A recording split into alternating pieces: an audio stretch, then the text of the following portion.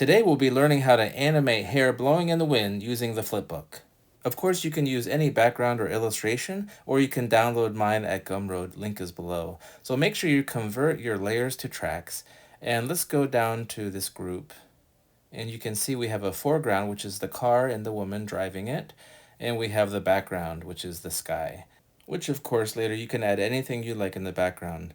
So let's close the group, and we're going to resize this.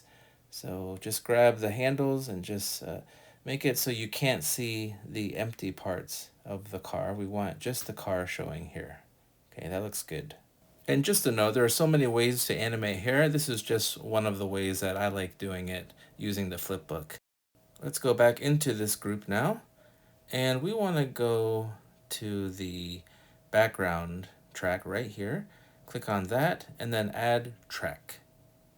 This is where we're going to add the back part of her hair. Click on the drawing tool and let's pick a brush.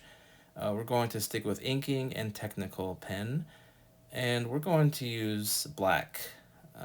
This will be the outline of her hair. This is more of a cartoony style today. Click on the draw tool, grab this handle and just drag it down, and there's our flipbook. So now we're just starting on the first frame, and we're going to just start drawing her hair. Again, a cartoonish style today, and make sure that you connect it behind her head. This way we'll know that it's closed later, so we can drop a color into it to color all of the frames. So next, let's go to the second frame here, and let me show you the little onion skin tool here. If you want to darken the skin, go to Edit Onion Skin and change the opacity to a little higher.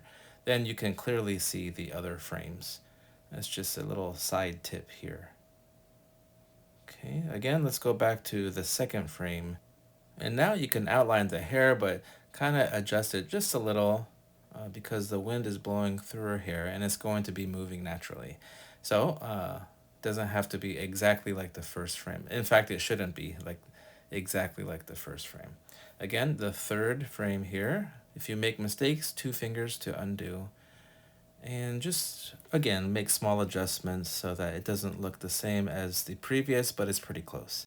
And you can scroll through the frames just to kind of make sure it's looking right. It's the way you want it to look. Okay, and just keep going. We're on the fourth frame here. We're going to make 5 frames today. And the 5th frame.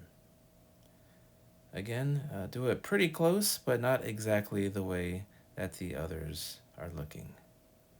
Okay, that looks good. So now let's go to the first frame. Now we're going to drop the hair color. So click on the color picking tool and we'll pick a yellow here. Now this one is a little darker than I want, but we'll see that I change it to a brighter yellow after this. But let's go through each frame here and just drop in the color right there. And that's why it was important for the hair to be closed, so we can just drop in the color. So now here's where I change the color to a little brighter. You can skip this part if you like, but I'm just going to make it a little more brighter, a little more cartoonish. Okay, that looks good. All right, so we're done with the back part of her hair. Now we're going to add her bangs to complete this look. So let's go to the foreground track, and we're going to click Add Track. We're going to make sure we're using black here and the same pen, technical pen, right here. Click Done. And now Draw Tool, and we'll bring up the flipbook. Okay, and just do it like last time, but this time we're going to work in front of her forehead here. Again, making some cartoony veins and the side of her hair. Now this part, we're going to close it temporarily. It looks kind of messy now, but we'll take care of that later. So just keep doing the same thing, like the back of her hair. Draw it pretty close to the previous frame, but a little adjusted, a little different because the wind is blowing her bangs as well. Again, close it off and keep doing it for the rest of the frames. And again, that's 5 frames in total. Okay, now we're going to color her bangs. Make sure we're at the first frame here. Long press to pick the yellow, and just drag in the yellow to the bangs. Okay, and again, keep doing that for the rest of the frames here. Okay, now it's time to take care of that line on top of her bangs. So you're still on the brush, and now we're just going to color in the yellow over this black line. You can make the size as big as you want. Make sure you get all of the black line here. And go all the way down to the end of her bangs down here. And again, do this for all 5 frames.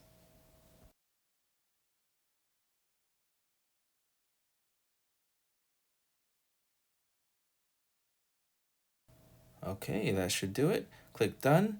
And now, just for a quick and rough way to see how it looks, just go ahead and zoom in on the 5 frames here, and you can click play just to take a quick look. Now, it's a little fast, so what we're going to do is click on the grouping tool here, and just drag it, and long press the edge, and hold your finger down, and just extend it 1 beat. Okay, and do the same for this as well.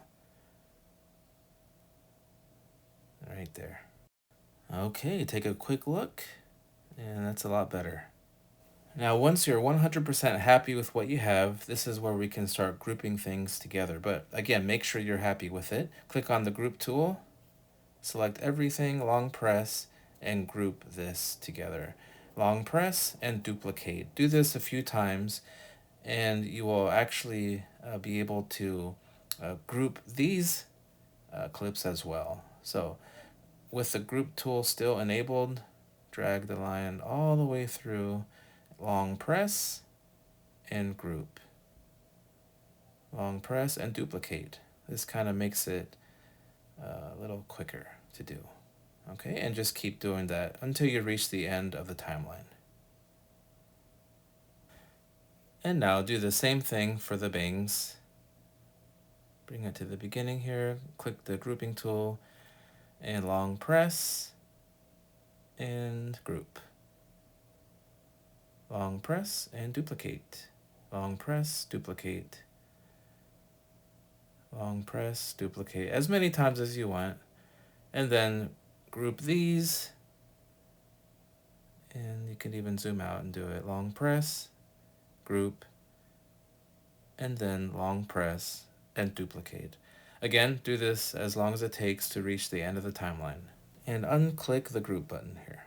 Let's just take a quick peek, 4 fingers, and okay, that looks great. So now let's add some finishing touches here. So to do that, we're going to have to group all of these tracks together. So go to the grouping tool, click on that, draw a line through these 3 tracks, long press, and group. Click the group tool again to deselect, and delete these 2 empty tracks here, long press and delete track. And let's go to this main group, add and track. We see the sunlight hitting her face, but now we're going to make it hitting her hair as well. So let's pick the soft brush under air brushes and go to the color. We're going to pick a more white yellow. And then let's just start changing the size a little larger, maybe 5%, opacity about 40%. And draw over this maybe once or twice to give it a glow look. Okay, glowing effect.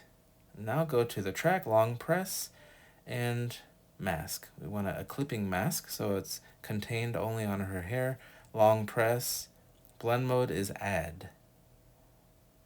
Deselect the drawing tool here. Go back to the track and click on the playhead. We want filter, opacity, and we could just bring it down a little bit to about 50 or 51%, just somewhere around there. And long press on the track, fill duration. Let's check it out with 4 fingers. Again, you can add any background, any other things to this that you like. And there you have it. I hope this level up tutorial can help you increase your skills using Procreate Dreams. And if you like this video, please don't forget to like and subscribe. Also, please check out my links below, like my children's book and my online shop. Click on these videos to continue leveling up with Procreate Dreams. Thanks again for watching, and see you next time.